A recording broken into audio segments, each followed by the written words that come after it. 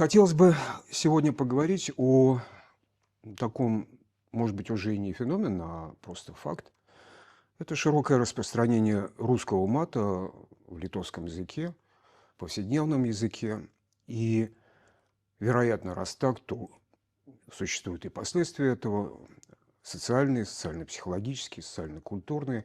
Вот хотелось бы углубиться в это явление, попробовать понять, почему оно так, сколь широко, каковы могут быть последствия. Ну, наверное, для того, чтобы говорить о распространении, мата в литовском языке, наверное, прежде всего надо сказать о том, что такое вообще русский мат, да, потому что, ну, откуда он взялся в Литве, тоже, конечно, важно и интересно понять. Но, прежде всего надо обратиться к истокам русского мата в принципе, да. Русский мат, там существует масса теорий о том, откуда он взялся, откуда он происходит. Некоторые считают, что там это явление, которое возникло в чужом языке и было принесено в русский язык, там возводят к татаро-монгольскому игу. Некоторые говорят, что это из языка мордвы или там эрзя и так далее, финно-угорских языков, да. Но на самом деле, в общем, ученые довольно давно уже пришли к выводу, что это, собственно, явление, собственно, уходящее глубоко в историю, в древность. И на самом деле все слова, которые обычно относятся к матерным, это слова индоевропейского происхождения, то есть это наше общее наследие. И родственные слова известным русским матерным словам находятся практически во всех индоевропейских языках. Да? Но почему эти слова стали матерными, нецензурными, обсценными и так далее? Это разные определения вот этого явления. То есть, собственно, обсценной лексикой называется такая лексика, которая, ну, неприличная, непристойная лексика, да, или там нецензурная лексика, понятно, та, которую цензура не пропускает. Это еще восходит к более ранним временам, это еще Российская империя и так далее. Да, это все слова, которые относятся к нижнему ярусу языка, к нижнему уровню языка, и самый нижний, наверное, уровень – это как раз будут матерные слова. Матерные слова – это слова табуированные, как правило. То есть это те слова, которые вообще-то когда-то нельзя было вслух произносить. И это все связано с глубокой древностью, это все связано с языческими представлениями и так далее. Но, собственно, в свое время они в глубокой древности, они вполне себе приличными были и даже сакральными. Ну и, как часто бывает, то, что когда-то свято, становится поругаемо и уничтожаемо на следующих этапах развития общества. Но это в российском пространстве. И вот сейчас смотрите, что произошло. Вот очень интересно у меня было такое, где-то я когда-то вычитала, что в русском, собственно, языке вот это матерное выражение и вообще вульгарная лексика широко распространилась после 1917 года. Почему? Потому что в то время быть интеллигентным, культурным было неприлично и было чревато арестами, ссылками, расстрелами и так далее. И поэтому, если человек начинал украшать свою речь неприличными словами, вульгарными словами, он как бы тем самым говорил «я свой». Я свой с рабоче-крестьянским классом. Да? И вот это одна из таких функций, важных функций мата, это как раз то, что такие слова являются сигналом, что я свой в определенной социальной группе, в определенном обществе, да, в определенной компании. Я говорю матом, и поэтому вы меня можете принять как раз в то общество, где это принято, нормально считается. Да. Плюс к этому появляется еще... Это вообще интересное такое явление. К этому еще добавляется такая вещь, как я говорила, нецензурная лексика, да, то есть то, что находится под запретом. К этому еще добавляется такая идея, что если я ругаюсь матом, то, что запрещено, я показываю степень своей свободы, раскрепощенности и независимости от чужих суждений, да, как бы я себя заявляю как свободный человек. Надо мной никто не властен, да. Ну, что, очевидно, в какие-то моменты является очень таким важным для некоторых членов общества. Еще одна из таких важных функций мата – это то, что он может быть непроизвольной или произвольной реакцией на разные сильные чувства. Не только злость, не только раздражение, не только обида, но и на такие вещи, как растерянность. Непонятно, куда мне идти и что мне делать. Да? Вот это любые сильные эмоции, они способны вызывать часто непроизвольную реакцию, вот это вот использование ненормативной так называемой лексики. И очень может быть, что в современном российском обществе как раз вот эти факторы и играют на то, что и вульгарные слова вообще, и матерные слова в частности стали широко распространяться. И настолько широко, что они сегодня фактически льются на нас с экранов телевидения, на Ютубе, на радио, и везде это считается как бы уже даже вполне себе допустимым. Это такое украшение речи, да? В зависимости, конечно, от того, кто говорит. Иногда мат используют очень образованные, культурные люди, как бы, да, но они его используют именно в качестве украшения речи, а я могу и так. Я знаком со всеми пространствами русского языка, и я его использую. У некультурных людей вот эти слова – это чаще всего способ как раз скрыть то, что я не обладаю достаточным словарным запасом. Да? То есть у меня не хватает слов, поэтому я вовсю буду использовать эти слова-заменители. Да? Ну и все производные от этих слов. Мы знаем, да, там каждое третье слово, соответственно, у нас получается вот это неприличное и так далее. И, наверное, вот этот комплекс таких факторов, которые могут быть разные у разных социальных групп, и влияют на то, что сегодня мат стал повсеместно распространенным явлением в российском обществе.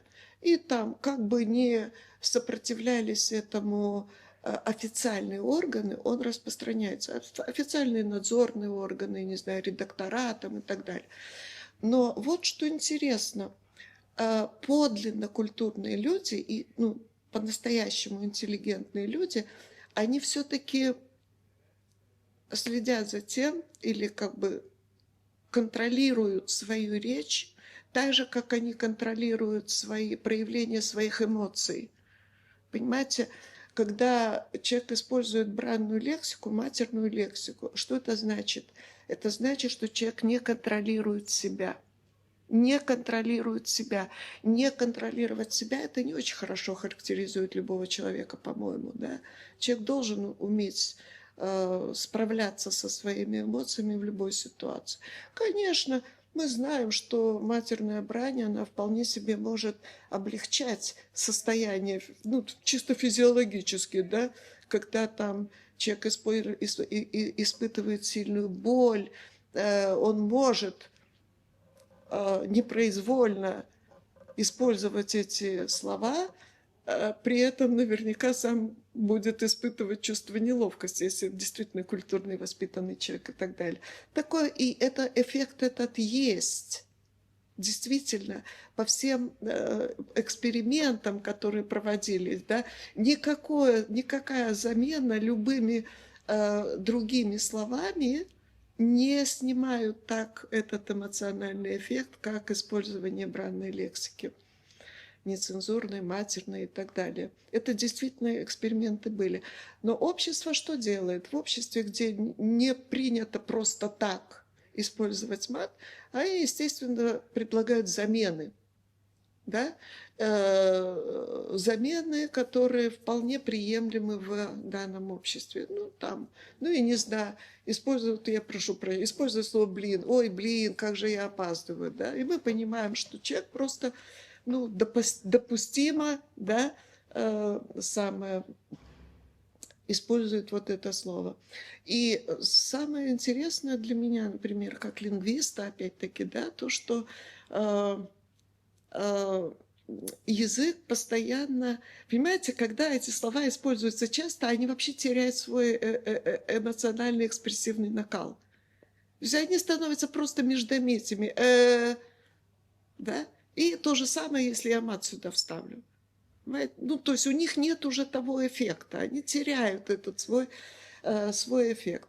И поэтому язык постоянно старается восполнить какие-то новые слова, выдумывает для того, чтобы заменить эти матерные слова. Ну, это вот про мат в русском обществе, российском обществе и так далее. А что у нас получается, когда мы это слышим в литовском обществе от литовцев?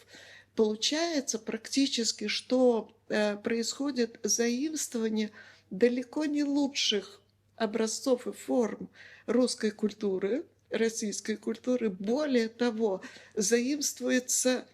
фактически заимствуется язык врага. Ну, так получается, понимаете? И если особенно молодежь, она, конечно, может не знать ни о происхождении этого всего. И этим молодым людям может казаться, что они как раз, если они используют эти слова, то они как бы говорят, что «а мы уже взрослые, мы можем вот такие слова использовать». Но на самом деле тем самым они практически ну, я бы не сказала, что это можно было бы толерировать, к этому относиться, ну, так, с пониманием или спокойно в литовском обществе, честно скажу. Если позволите вопрос, как, почему, с какой стати в литовском языке сейчас настолько прочно живет русский мат, что литовский язык настолько прекрасен, что без грязного низкого, так сказать, этажа языка врага он вот никак не может существовать. Я произнес сейчас глупость, какой-то парадокс, но почему?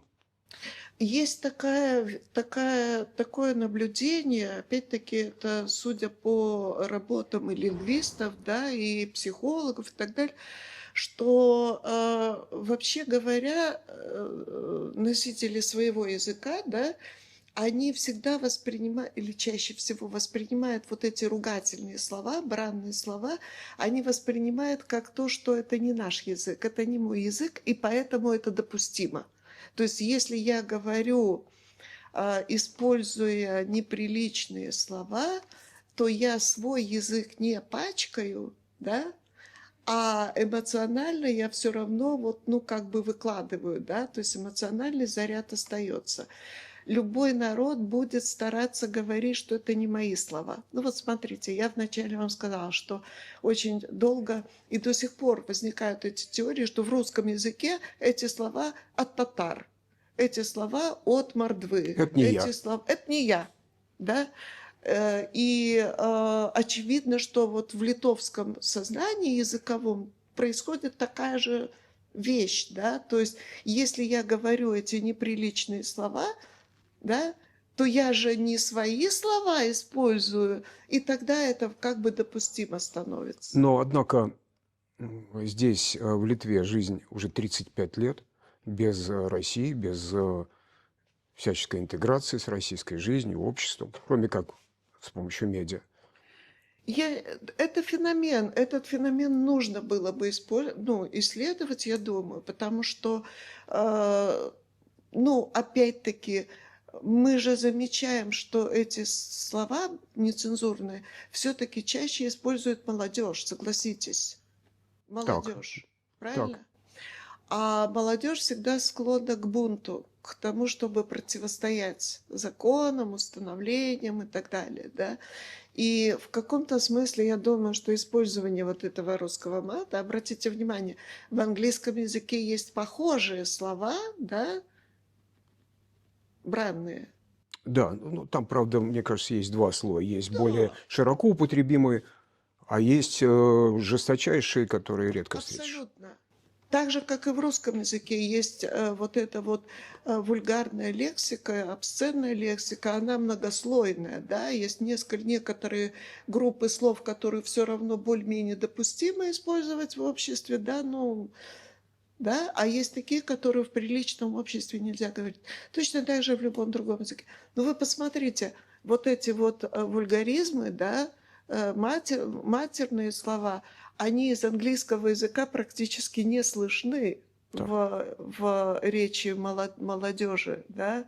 А русские широко оказываются распространенными. Это тоже такое поразительное явление. То есть английский язык тогда в этом случае оказывается как бы поднятый на более высокий уровень и оказывается не так эмоционально насыщен, как русский мат. Как вы думаете, не происходит ли здесь замещение и вытеснение более обширно, более глубоко смыслово нагруженных слов, выражений, вообще фразеологии какой-то, замещение вот этими вот, я бы сказал, примитивными, в общем-то, и эмоционально очень прямыми, и смыслово крайне ограниченными терминами, словами. И в конечном счете это просто распространение глупости. Ну, конечно. Больше, и знаете, я больше чем уверена, что люди, особенно вот литовцы, да, когда говорят вот эти слова, они даже не понимают, что они говорят. Но они не практикуют обыкновенные слова, Да. литературные уж не говоря об этом. Не-не-не, так зачем? Он не знаю, это примерно для них это звучит примерно так же, как «эх, ну, вот», но плюс к этому сильная эмоциональная нагрузка. То есть смысловой нагрузки в речи литовцев эти слова практически не имеют. Это слова, которые несут исключительно эмоциональный заряд, вот по моим наблюдениям, да. Но вы посмотрите, в каких конструкциях они используются, да, то есть если мы возьмем предложение, то там, если мы начнем говорить о смысле этих слов, да, то они встраиваются, эти смыслы, они не встраиваются в смысл фраз, которые произносятся. Понимаете? Они несут исключительно экспрессивную эмоциональную нагрузку, при этом они, конечно, эмоционально, экспрессивно гораздо более сильные, да, чем вот эти междометия, о которых я сказала, там эх, ух, но, там и так далее, да. Да елки-палки, ну, в таком духе, да. Ёлки-палки, да, Это вообще да. детский Ну, сад. что такое ёлки-палки, Да. да? Э, ну да, мы понимаем, что это смягченное выражение, там замена такого-то. Ну, она совершенно, ну что, ну скажешь, ну и что, да? А молодежь, опять-таки, в речи молодежи, что важно? Важно, что это обязательно речь должна быть экспрессивная, эмоциональная. Первое, речь молодежи, это обязательно я должен принадлежать к какой-то социальной группе, понимаете? Для них чувство товарищества, чувство принадлежности к определенной группе очень важно. Да? И плюс к этому э, сломать какие-то запреты в обществе. Да? Вот это вот три таких фактора, которые, мне кажется, могут объяснять, почему это матерное выражение так широко распространены в речи литовской молодежи.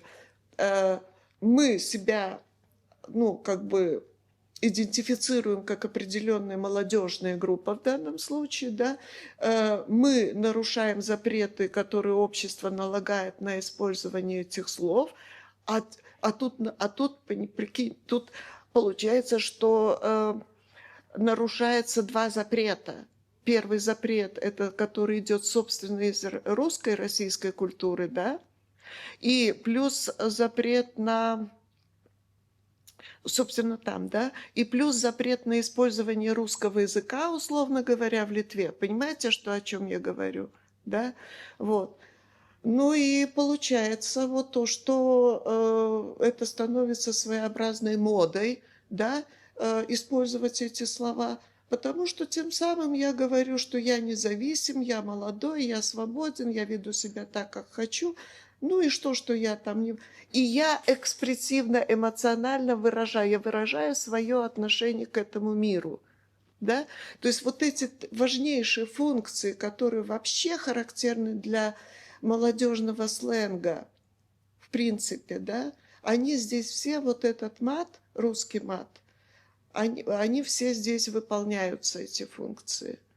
Ну и Мне кажется, совершенно абсурдная ситуация, когда есть негативная реакция на русский язык, на язык в общественном пространстве, и не только. И вместе с тем никакой совершенно реакции на худшую его часть, на да, самую злую его часть, в общем, самую низкую, никакой абсолютной реакции. вы знаете, я, честно говоря, не удивилась бы, чтобы возмущение по поводу распространения русского языка в Вильнюсе, например, было высказано с использованием там 3, 5, 8 слов русского мата, то есть на литовском языке. Да, в том смысле, что достал. Ну, Да, то есть типа, ну, я сейчас скажу прилично, да, ну, елки, этот русский язык, блин, он меня уже э, затрахал. да, То есть, понимаете, да, то есть это я с заменой сказала да, все. да, да. Представьте себе, по-литовски это высказывание вполне можно было бы услышать с использованием русских матерных слов.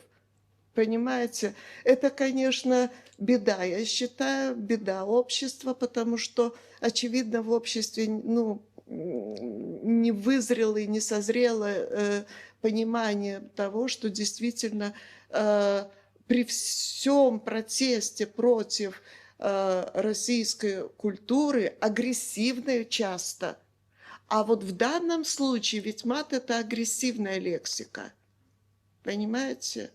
Это реально агрессивная лексика, потому что она всегда направлена против кого-то для того, чтобы его унизить, оскорбить его родню и прежде всего самое святое мать, да? Так вот эта агрессивная лексика оказывается почему-то благосклонно воспринята с удовольствием, воспринята вот частью литовского общества. Вот это парадокс. И мне кажется, что на это вообще, как говоря, следовало бы обратить внимание. Каким образом обратить внимание? Осознать. И я думаю, что здесь, конечно, важная роль должна быть и у средств массовой информации, Которые, собственно, его и продолжают, и которые его развивают его. продолжают. Обязательно, честно говоря, я думаю, что в этой ситуации вполне можно было бы ожидать помощи от юмористов и сатириков. Но они-то как раз его и практикуют. Именно поэтому они должны были бы, ну, как начав с себя, да, помочь очищению литовского языка от этого чисто ненужного совершенно такого явления. Хотя такого явления, как русский мат. Хотя, честно вам скажу, я думаю, что общество должно предпринимать усилия для того, чтобы это выравнивать, да, ну, то есть искоренять, да, условно говоря. Я не уверена, что это прям сразу завтра получится, потому что эти вещи, особенно то, что связано с молодежью и его молодежи, отношением к миру и к формам самореализации в этом мире, в том числе языковом, да, они же все время воспроизводятся, вы понимаете, да? Да, конечно.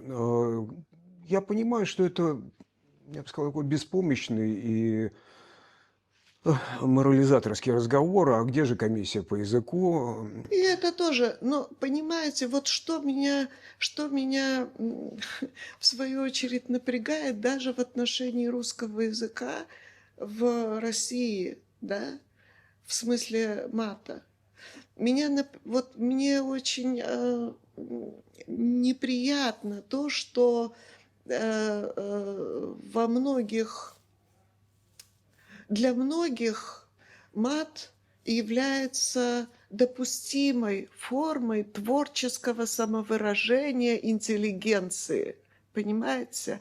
А между тем мат, по определению, это то, что называется грязный язык, понимаете? И когда мы воспринимаем вот эти матерные выражения, а тем более начинаем их сами использовать, тем самым мы практикуем агрессивное отношение к миру. Понимаете? А мне кажется, я понимаю, что агрессией перенасыщен наш мир сегодня. И мне кажется, что добавлять еще и собственную агрессию в этом мире, да, ну, было бы просто нечеловеколюбиво. Да, но позвольте здесь добавить то, что вот мое, в общем, большое и частое общение с литовскими фронтовиками, которые вернулись с войны в Украине и за Украину, с белорусскими добровольцами. Это все добровольцы. Вот они не матерятся. Вот в том-то и дело. Это правда так. Да, И общение у меня большое, и, в общем, по разному поводу, и на да. крайне острые, горькие темы для них. Я не слышу мату совсем. Но я боюсь, что мы сейчас ушли в разговор таких двух взрослых, так сказать, людей, значит, где-то у подъезда, на лавочке, вот, значит, какие времена настали. А что дальше? Что делать? На ваш взгляд, вы исследователь, вы ученый. Всегда, ну, для меня всегда существует, ну, я преподаватель все-таки, да, для меня существует одна форма объяснять, показывать, говорить, воздействовать. Я могу воздействовать только словом, понимаете, и в этом случае тоже действительно показывать, что это лексика, особенно в литовском обществе, ну, не должна толерироваться в принципе, не должна восприниматься как нормальное явление, потому что она разрушительна.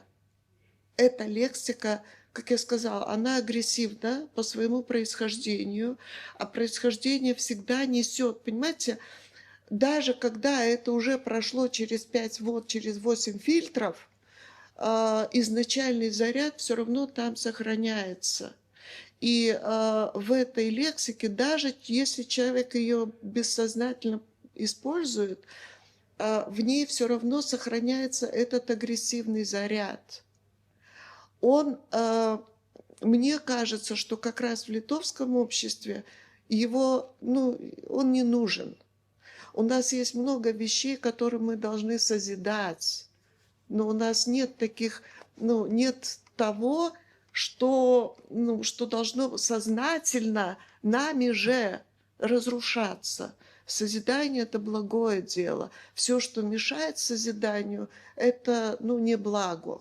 Вот скажите, пожалуйста, на ваш взгляд, можно ли это и нужно ли вообще, возможно ли объяснять это через примеры? Я сейчас примитивно, так сказать, попробую их изобразить, что матом, значит, так сказать, выражался Берия или матерились войска НКВД, расстреливали светлых, я сейчас абсолютно без иронии, произнося при этом, значит, вот те самые грязные слова.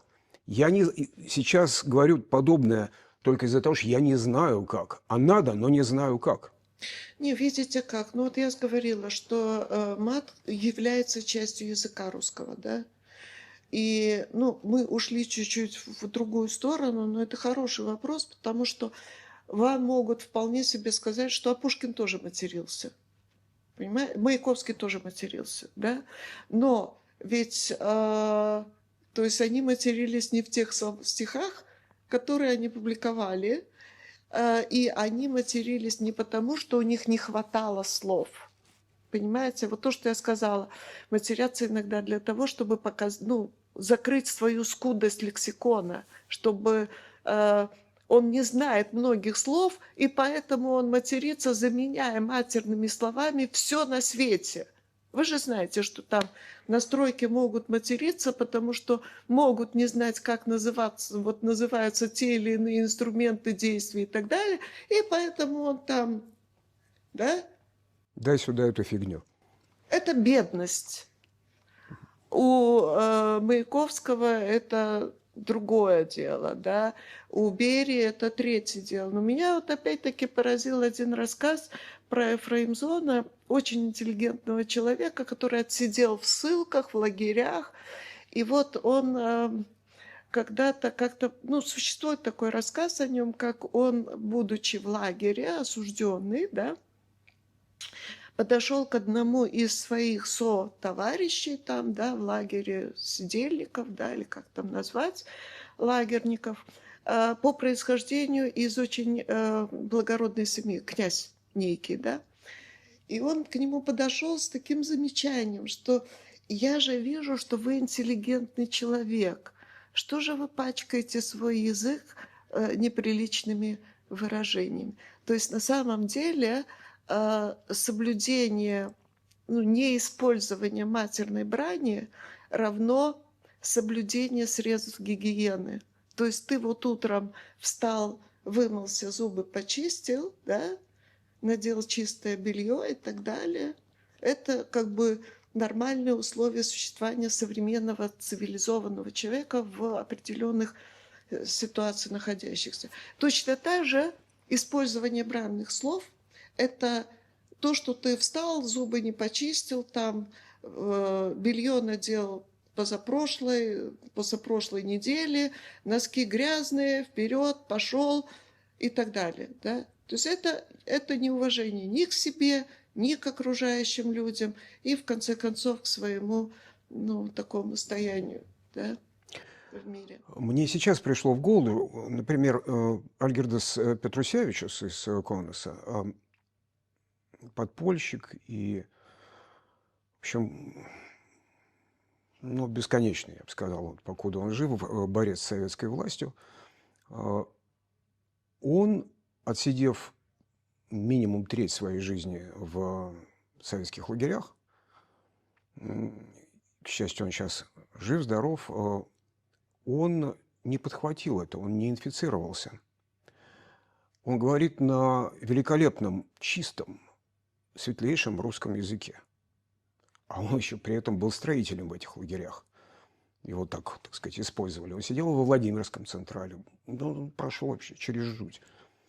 И есть Плумпа, есть другие, кто действительно хлебнули, они оказались вообще в самой жути, в самом аду советском. Может быть, они могли бы высказаться? Я думаю. Это не риторический вопрос, потому что я-то, наверное, так сказать, найду их или вновь к ним обращусь и буду разговаривать о таком. Но как вы думаете, не выглядит ли это как разговоры, ну, в общем, каких-то старых, так сказать, Ну, да. пней, в том числе и меня. Я тоже буду старым пнем, который учит, значит, жить. Вот в наши времена было лучше, а вы здесь, так сказать, всякие несмышленые. Ну, в общем, это сразу отторгает. Да, понимаете, дело в том, что вот я еще думаю, что неиспользование мата – это показатель определенной зрелости человека, понимаете? То есть это человек, который научился самоуважению, да, нравственной чистоте, да, он не будет использовать матерные слова. Ну, просто потому что, ну, вот по всем вышеизложенным причинам. Молодые люди, они еще находятся в становлении, да, и для них вот это понятие вот этого вот, они еще вырабатывают самоуважение, они еще очень зависимы от своего окружения, да, и в определенном смысле использование бранных слов, матерных слов – это показатель несамостоятельности человека. И, между прочим, вполне может быть, что как раз, ну вот, объяснение и через вот эти вот категории, да, такие как самоуважение, гигиена, там, не знаю, нравственность. Вот вы сами сказали, что действительно, э, если посмотреть на людей, которых ценят в обществе и уважают в обществе, они не ругаются. Матом ругаются те, которые себя не уважают. Если это взрослые люди, то это, как правило, люди, которые еще не достигли уровня самосознания, да, или люди, которые уже понимают, что они и так все продали, всех продали, и себя в том числе. Вот они ругаются матом. Понимаете, я про что говорю? То есть это люди, которые действительно уже не имеют возможности уважать себя. Это первое. А второе, о чем я хотела бы, может быть, полезно было бы, я сказала, что вот это литовские молодые люди, литовцы, которые используют матерные слова, они очень часто даже не понимают, что они говорят. То есть, если им предложить заменять вот эти слова прямым значением этих слов и показать, что они на самом деле говорят, я думаю, что им самим будет ну, неловко как бы от того, что они говорят. Я сейчас представил, когда вы это говорите, Да, действительно крайне несуразная и неловкая, так сказать, ситуация. Я бы в ней оказался, да. если бы мне мою речь, матерную речь, Вы буквально представляете? стали бы переводить. Ну, то Да. есть, ну, мы же знаем, что обычно любую фразу, да, любое предложение можно сказать по-другому, да?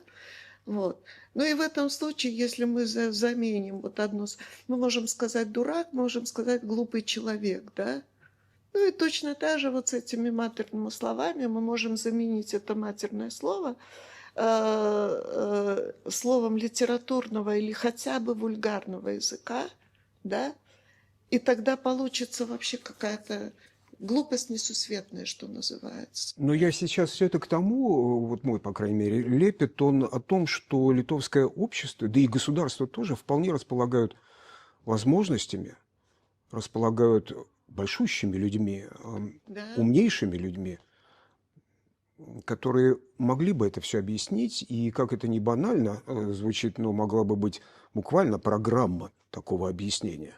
Конечно, все вольны в конечном счете пользоваться ею, так сказать, слушать, выслушивать это или это нет. выбор Вот. каждого, но уже Да, после того, как ему да, объяснили, что это такое, ну, дали инструкцию к употреблению да. или неупотреблению, да.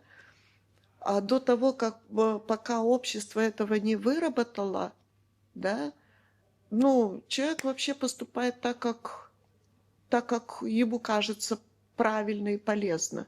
Ну, а в случае, я говорю, здесь действительно нужно еще учитывать, что у нас очень разные, в обществе действительно разные социальные группы есть, да, вот, а с молодежью надо специально работать в школах, наверное.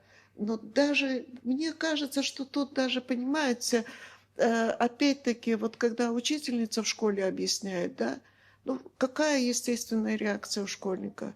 Нарушить этот запрет, правильно? Поэтому тут нужно какие-то такие выдумать формы, ну, я не знаю, мультфильмы делать, там, не знаю, видео записывать с какими-то смешными ситуациями, чтобы показать, что использование мата русского – это смешно. Понимаете, потому что для молодых людей вот одно из самых тяжелых наказаний – это быть смешным. Он-то себя хочет уважать, да, он хочет к себе относиться хорошо, а ты ему покажешь, что он смешной, и для него это будет ударом. Не только смешным, я бы еще добавил в нижнем неком положении. Да, да, что ты думаешь, что ты крутой, на самом деле ты вот где-то там, грязь, да? И вот такие вещи, конечно, учитывая как раз вот психологические такие моменты, связанные как раз с этой группой, да, они могли бы подействовать. Вот как раз я говорю, учительница в школе, это вызовет только отторжение и протест, да, а вот такие использование других средств, и почему я тогда и сказала, вот, что может быть как раз сатира, юмор, да, потому что они-то используют, но им самим сначала объясни, что, ребята, вы что-то вы тут не того делаете, да? Вы тут вы сами себя заталкиваете в стадо безмозглых российских идиотов. Пророссийских. Да, российских или Понимаете, я про что? пророссийских. Понимаете, я Да-да-да, про что? да-да, конечно, я понимаю. И здесь же совершенно очевидный уже существует мост, причем в самом худшем своем, так сказать, исполнении, в худшем, ну, я не знаю, такую, я не знаю, точку, что ли, российского пространства, мост, не знаю, портал такой, так сказать, вот этот вот Да, мат. да. Вот. Вот Здесь говорится о пятой колонии или говорится о, значит, о влиянии российских медиа, вещания сюда. Но этот портал существует просто через мат.